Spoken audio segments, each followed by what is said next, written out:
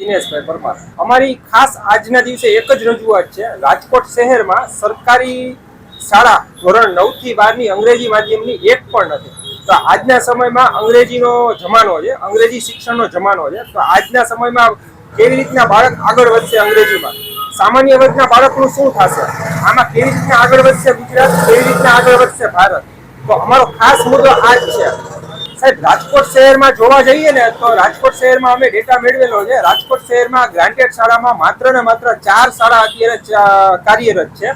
હવે 4 માંથી એક શાળા તો બંધ થવાના આરે છે અને એક શાળા છે તો ઓનલી ફોર ગર્લ્સની છે।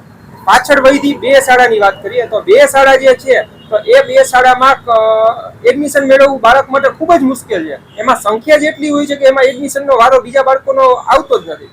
તો આમાં હવે પ્રશ્ન એ છે તો સામાન્ય વર્ગનો બાળક જે છે તો એ આગળ વધશે કેમ? એક સામાન્ય પરિવારનો માણસ જે કાપડની દુકાનમાં કે XYZ ની દુકાનમાં કે મજૂરી કરીને ગુજરાન ચલાવતો હોય તો એવા બાળકનું ભવિષ્ય શું છે? આજે સામાન્ય રીતે જુઓ તમે ખાનગી શાળામાં તો ધોરણ 9 થી 12 અંગ્રેજી માધ્યમમાં તમારે બાળકને ભણાવવો હોય તો પર યરની ફીસ 80,000 થી 90,000 રૂપિયા પર યરની ફીસ હોય છે। તો આ સામાન્ય વર્ગનો બાળક જે છે, માણસ જે છે એનો બાળકને ભણાવશે કેમ? તો એ ખાસ એક ચિંતાનો અને અગત્યનો વિષય છે। તો એ જ ચિંતાનો વિષય અમને સતાવે છે। તો આવા બાળકનું ભવિષ્ય શું છે?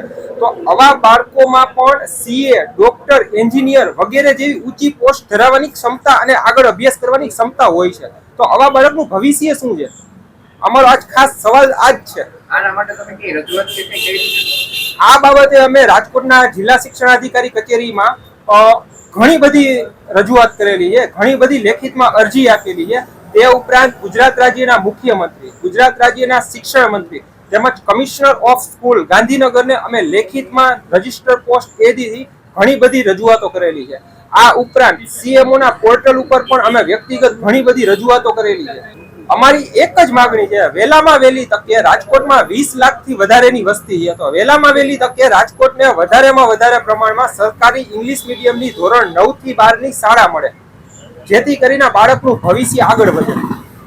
કોર્પોરેશને શાળા નંબર 100 ભગવતીપરામાં શરૂ કરેલ છે પણ એમાં એડમિશનની પ્રક્રિયા હજી આજની તારીખ સુધી થયેલ નથી। કોર્પોરેશને આ શાળા શરૂ કરેલી છે ભગવતીપરા વિસ્તારમાં, તો એમાં એનું સ્ટ્રક્ચર કમ્પ્લીટ થઈ ગયું છે પણ હજી એમાં એડમિશનની પ્રક્રિયા શરૂ જ નથી કરી। અને આ શાળા જે છે એ ભગવતીપરામાં શાળા છે। તો રાજકોટનો આખો ક્રાઇટેરિયા વિસ્તાર ખૂબ જ મોટો છે। એક વિસ્તારમાં એક શાળાથી કાંઈ શક્ય ન બને। દરેક વિસ્તારમાંથી બાળક ત્યાં ભણવા જઈ શકે એવું શક્ય નથી, પોસિબલ નથી। તો રાજકોટના દરેક વિસ્તારમાં પોસિબલ હોય એટલી, શક્ય એટલી વધુમાં વધુ પ્રમાણમાં અને ઈઝી થાય રાજકોટની મધ્યમાં આવી શાળા મળે તો વધારે સારું। અમારી આ નમ્ર એક અરજ છે આપણે। પરસોત્તમ ગુધરમલ પમનાણી બિલકુલ નથી, બહુ તકલીફ છે બધાને।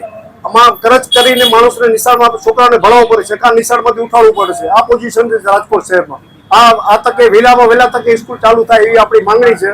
જો આવું થશે તો બધા માટે સારું થશે। સરળ અભિયાન છે, મારા એકલા માટે નથી, બધા માટે છે, બધાને કામ થવા જોઈએ। નાના માણસોને બહુ ખૂબ જ તકલીફ છે। આના માટે તમે કઈ માંગણી કરેલી છે? અનેક ઠેકાણે માંગણી કરેલી છે, લિખિતમાં અરજી કરેલી છે, મુખ્યમંત્રીને બધા લખેલ છે, પણ આજ સુધી કોઈ જવાબ મળેલ નથી।